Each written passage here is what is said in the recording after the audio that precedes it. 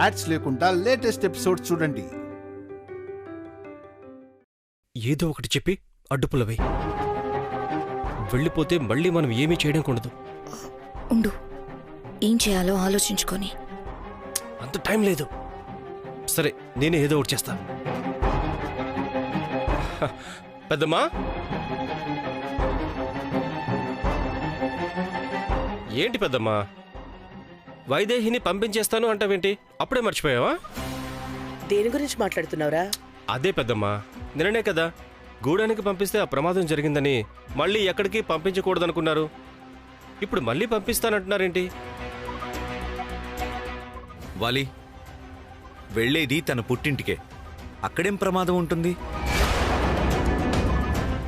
అవును బాబు, లేని వాళ్ళు గొప్పగా చూడలేకపోవచ్చు గాని నా బిడ్డకి ఏ ఆపద కలగకుండా కంటికి రెప్పలా కాపాడుకుంటాం.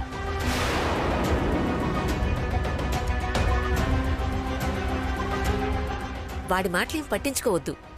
మీ కూతుర్ని అల్లుణ్ణి మీరు కోరుకున్నట్టే 3 రోజులు తీసుకువెళ్ళండి.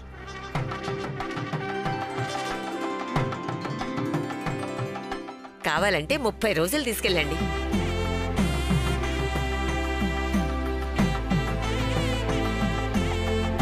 అలాగే తీసుకెళ్ళండి బాబాయ్ గారు. కానీ మీ చేత్తో కుంకుమ పువ్వు తీసుకొచ్చారు, మీ చేత్తోనే తాగిస్తే బాగుంటుంది కదా. అలాగేనమ్మా.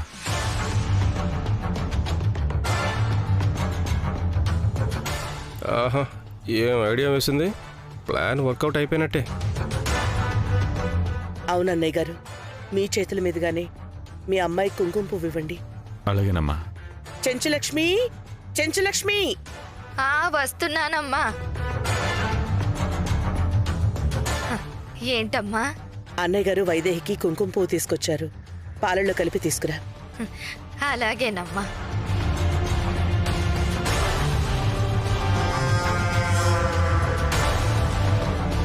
పిండాన్ని కరిగించేస్తుంది. డాక్టర్ చీటీ లేకుండా ఎవరికి ఇవ్వం. పెళ్లి కాకుండా తల్లయ్యింది. ఒక్క నిమిషం ఆగమ్మా.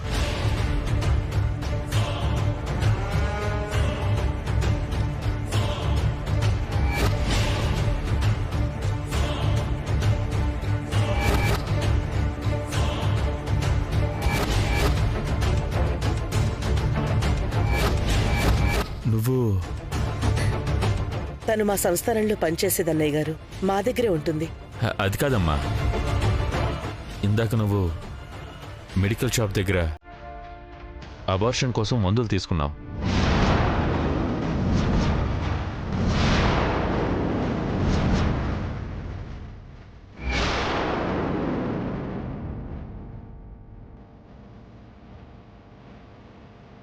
అది అబార్షన్ కోసం మందులు తీసుకుందా?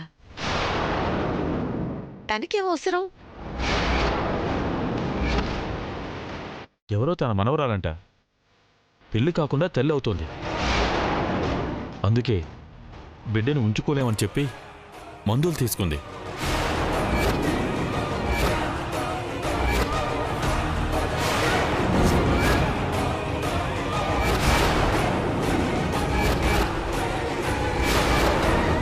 దొరికిపోయింది.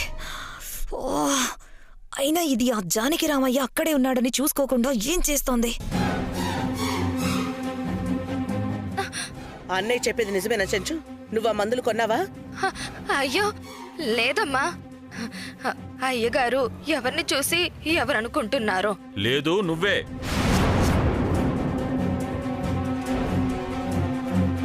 అదే గొంతు, అది నువ్వే.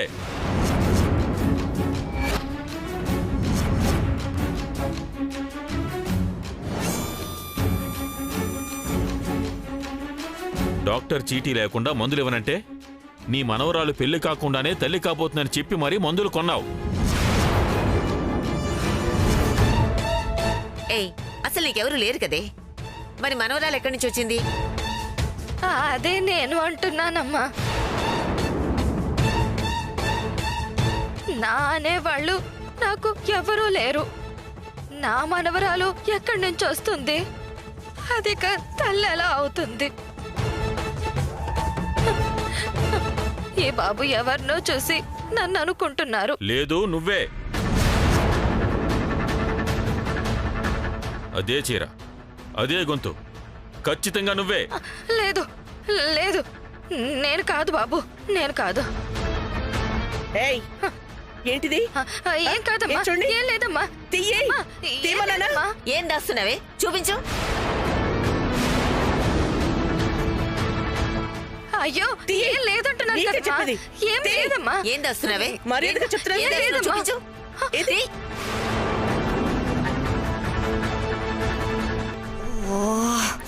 షిట్, అడ్డంగా దొరికిపోయింది. అమ్మ తినమ్మ జీవితం ఇక అయిపోయినట్టే. కొమ్మదీసిన పేరు చెప్పేస్తుందా? చూసావమ్మా?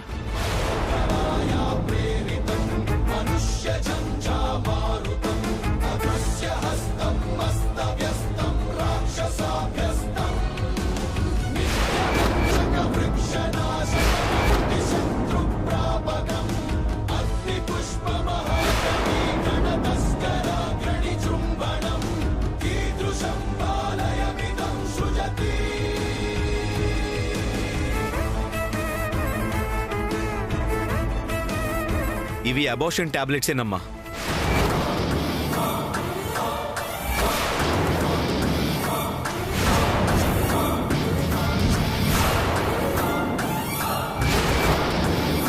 నీకు ఎవరూ లేరని మా నీడను చేరావు కదా, మరి ఈ మందులు ఎవరి కోసం తీసుకున్నావు? ఎవరు నువ్వు?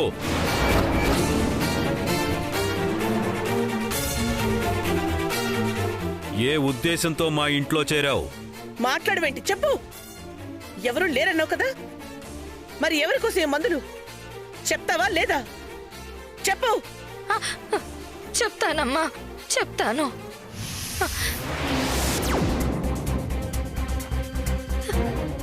ఎవరూ లేరంటే అస్సలు లేరని కాదు, ఉన్నారు.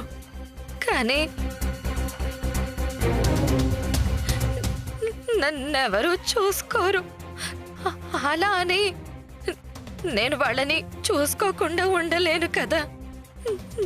నా మనవరాలు పెళ్లి కాకుండానే నెల తప్పింది. ఇంట్లో చెప్పడానికి భయపడి నాకు చెప్పింది. నేనేదో పరువు పోకుండా, గుట్ట చప్పుడు కాకుండా ఆ కడుపు తీయిద్దామని ఈ మందులు తెచ్చాను. కడుపులోని బిడ్డని కడుపులోనే చంపేద్దాం అనుకున్నావే నువ్వు?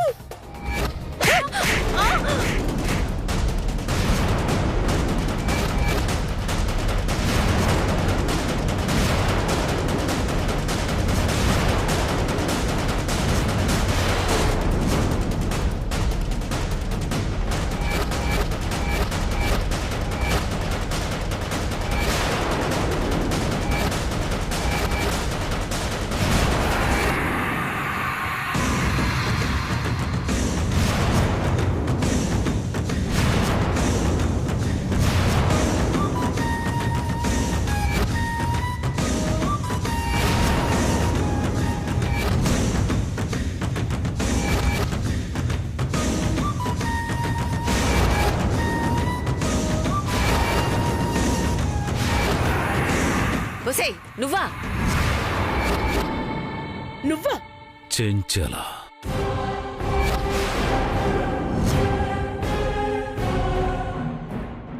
ఇప్పుడు మనల్ని కూడా బుక్ చేస్తుందో ఏంటో. వామ్మో, ఏదో ఒక విధంగా మనం బయటపడాలి.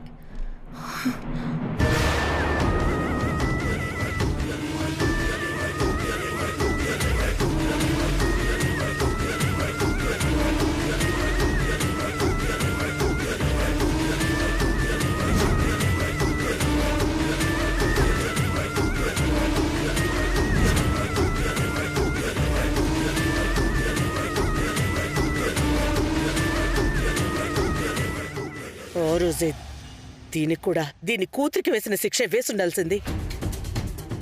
వదిలి తప్పు చేశాం. అసలు ఇన్ని రోజులు ఇంట్లోనే ఉన్నా ఎవ్వరము గుర్తుపట్టలేకపోయామేంటి? అసలు ఎంత ధైర్యం ఉంటే ఇలా మారు వేషం వేసుకుని వస్తుంది? దొరికిపోతానని కొంచెం కూడా భయం లేదా? అంటే ఈ ఇంట్లో ధైర్యం చెప్పేవారు ఎవరైనా ఉన్నారేమో.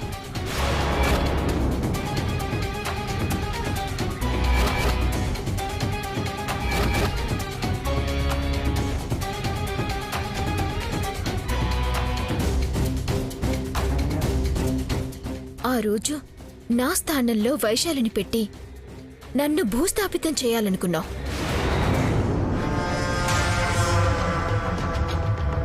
అది కుదరకపోయేసరికి ఏకంగా మారు వేషంలో ఇంట్లోకి చేరావా? ఆ అబార్షన్ మందులు కూడా నా కోసమే తీసుకున్నావు కదా?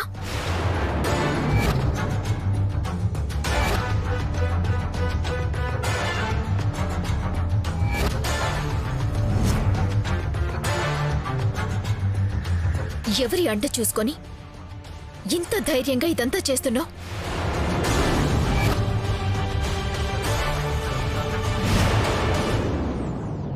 ఎవరున్నారు నీ వెనుక? చెప్పు. అప్పుడు నీ కూతురు, ఇప్పుడు నువ్వు. ఎవరో ఒకరి అండలేకపోతే ఇంత ధైర్యం చేయరు. చెప్పు.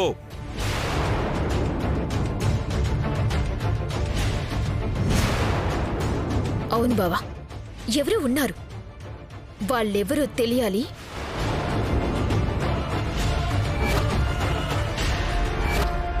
ఈ రోజు ఈ చంచల అడ్డు తొలగించుకున్నా రేపు మరొకరుస్తారు. శత్రుశేషం లేకుండా చేస్తే కాని నా బిడ్డకి రక్షణ ఉండదు. చెప్తావా లేదా? చెప్పు.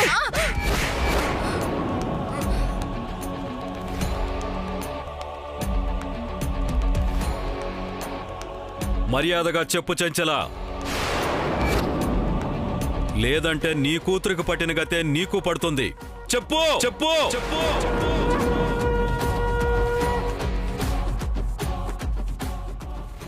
నిజం చెప్తే ప్రాణాలతో ఉంటావు, లేదంటే ప్రాణాలతో ఈ గడప దాటలేవు. చెప్పు. చెప్పవే. చెప్పు. చెప్పు.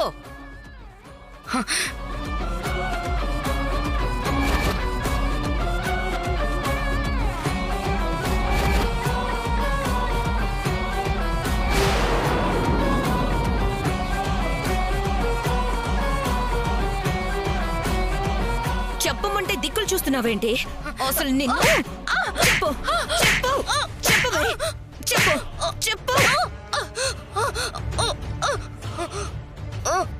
నిన్ను నిన్ను చంపేయాలి. నేను చెప్పేది విను.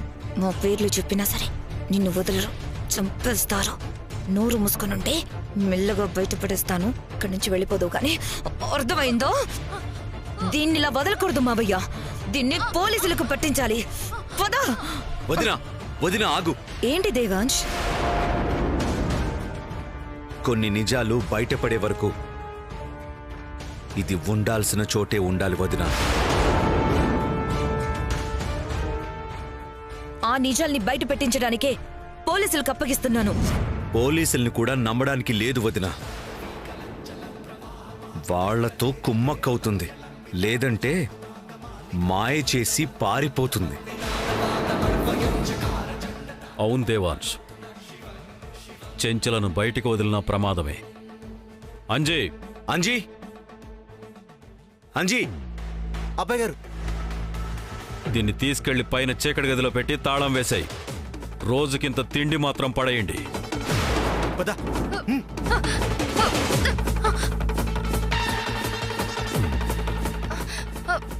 వద్దు. రా. హే, రా. అన్నయ్య అన్నయ్య వద్దన్నయ్య, వదిలిపెట్టమని చెప్పు. అన్నయ్య అన్నయ్య అన్నయ్య.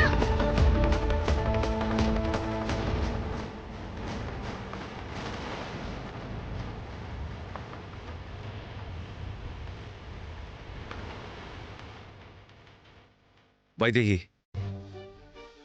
నాకొక చిన్న పనుంది, చూసుకుని వస్తాను. ఎక్కడికి మనవడా? వైదేహిని తీసుకుని మీ మావయ్య గారింటికి వెళ్ళాలి కదా. వచ్చేస్తా ఇందు. మావయ్య గారు, మీరు వెళ్ళండి, నేను వైదేహిని తీసుకుని వస్తాను. అలాగే బాబు. మీరు బయలుదేరండి.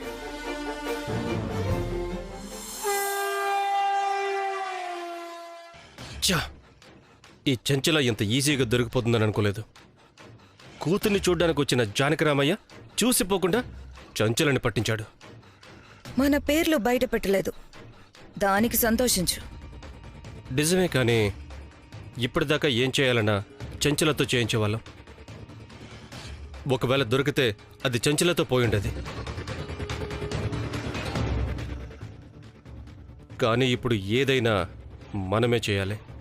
పోనీ చేద్దామన్నా వైదేహిని జానకరామయ్య వాళ్ళింటికి తీసుకెళ్తున్నాడు. తీసుకెళ్ళని 3 రోజులే కదా. ఈ 3 రోజులు కూడా ఎందుకు వేస్ట్ అనుకుంటే ఇక్కడ చేయాల్సిందేదో అక్కడ చేద్దాం. ఇక్కడే చేయగలమో లేదో అనుకుంటుంటే అక్కడ చేస్తావా? మనసుంటే మార్గం ఉంటుంది వాలి. మనకెవరి మీదైనా పగ తీర్చుకోవాలనుకుంటే మనమే పోనక్కర్లేదు. వాళ్ల పగ వాళ్ళని పసిగడితే చాలు. ఆ ఇంట్లో వైదేహికి ఆగర్భ శత్రువు ఉంది, మందర.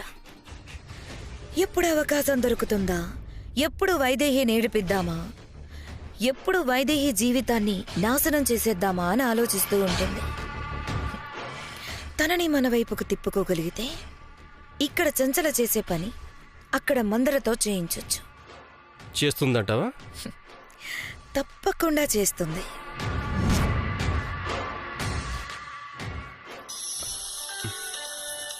అమ్మ ఫోన్ చేస్తుంది. ఇప్పుడే వస్తాను. ఎవరు ఫోన్? పక్కకెళ్ళి మాట్లాడతానంటున్నావు. నా దగ్గర సీక్రెట్సా? అంత లేదు. మా అమ్మ దగ్గర నుంచి ఫోన్. మేము మాట్లాడేది వింటే నీకు బోర్ కొడుతుంది. ఇప్పుడే వస్తాను.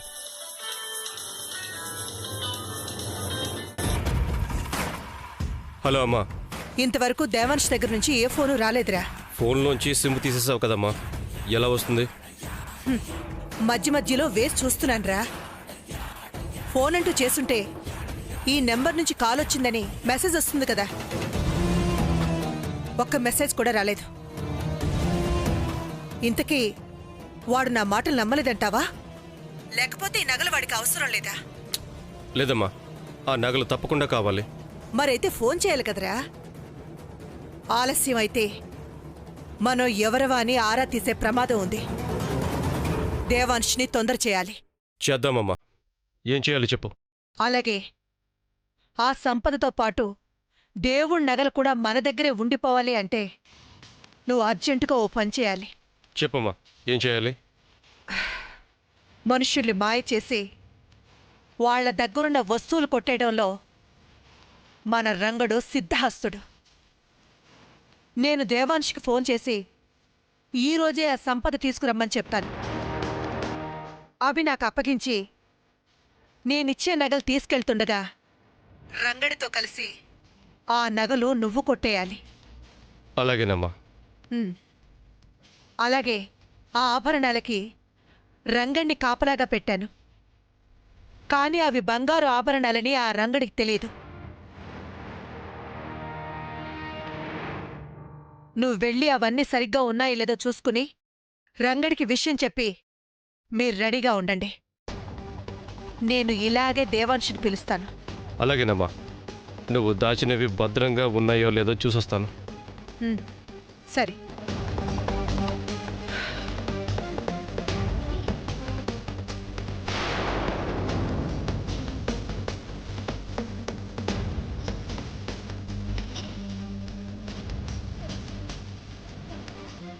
ఏంటి, ఏవో దాచినవి భద్రంగా ఉన్నాయో లేవో చూస్తా అంటున్నాడు. కొంపతీసి దేవుడి ఆభరణాలు కాదు కదా. ఎటెళ్తున్నాడో?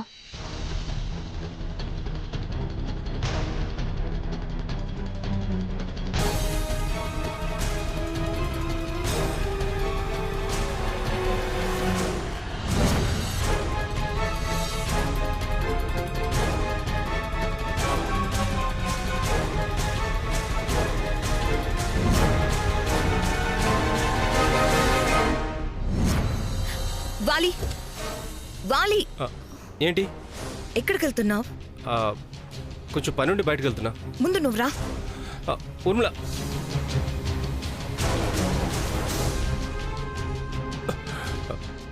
ఏంటి బంగారం?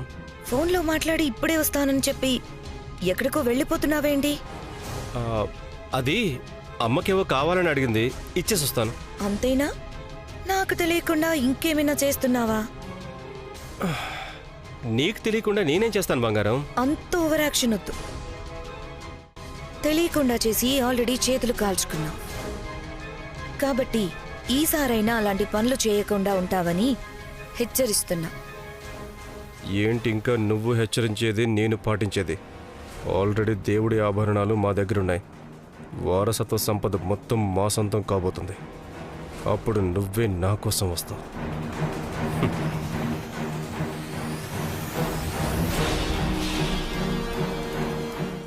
ఇంకా వెళ్ళలేదు.